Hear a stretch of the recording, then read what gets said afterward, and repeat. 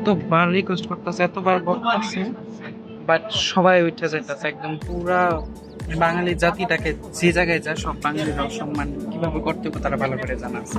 ইন্ডিয়ানরা চিল্লাইতেছে যে যতবার বাঙালিদের সাথে ট্রাভেল করি সেম ঘটনা, যে আশেপাশে কোনো সিকিউরিটি গার্ড নাই, কেউ নাই, বেল থাইমা রয়েছে, অনেক মানুষ গেছে কারণ এই মানুষগুলো হচ্ছে লেট, এরকম লেট হইলেই ব্যাগগুলি চুরি যাওয়ার থাকে, সম্ভাবনা থাকে। যেমন এখন আমি যদি এই ব্যাগটা কার আমি চিনি না, আমি যদি এটা তুলে নিয়ে যাই, আমার আটকানোর মধ্যে কেউ নাই, কারণ কেউ চেক করতেছে না। আর আমার ব্যাগটা এই যে এদিকে পড়ে রয়েছে একদম,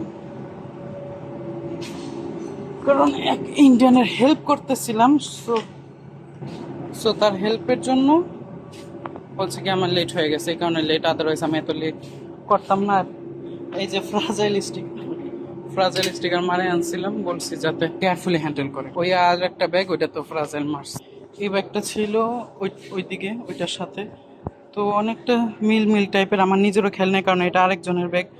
তারপর আমি এদিকে এই কোড নাম্বারগুলি ম্যাচ করে চেক করে নিছি। মানে কতটুকু জানোয়ার হইলে মাত্র 5টা 3 পিসের জন্য, তো মানুষ কি সব সেকেন্ড হ্যান্ড নিয়ে ট্রাভেল করে? মাত্র 5টা নতুন 3 পিস আছে, এই জন্য বললো যে জরিমানা দিতে হইব। তো 8,700 টাকার উপরে আমার জরিমানা করছে 5টা 3 পিসের জন্য। আর 3টা আমার অরিজিনাল বানারসি, যে এই বেনারসির শাড়ি বলি আমরা বাংলায়, তো ওই শাড়িগুলি ছিল মা, বউ আর শাশুড়ির জন্য।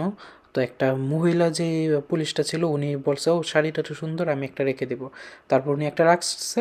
আর বাকি 2জন যে পুলিশ ছিল, যিনি লেখতাছে প্লাস আরেকজন, উনি বলতেছে আমাদেরও তো বউ আছে, আমাদেরও তো লাগবে, বলে আমাদের সাইডে রাখছে। আমি বলছি যে শুনেন, আমার জাস্ট 2 মাস আগে বিয়ে হয়েছে, আমি নতুন বউয়ের জন্য শাড়িটা কিনছি, আর হচ্ছে আমার মার জন্য একটা, আমার শাশুড়ির জন্য একটা, প্লিজ অ্যাটলিস্ট আমার বউয়ের জন্য একটা শাড়ি দেন। তারপরেও উনি দেয় নাই, বলছে তোমার বউয়ের জন্য তো 3 পিসই আছে। এটা বললা এই 5টা 3 পিসের জন্য জরিমানা করছে। মানে আমার আর ভাষা নাই।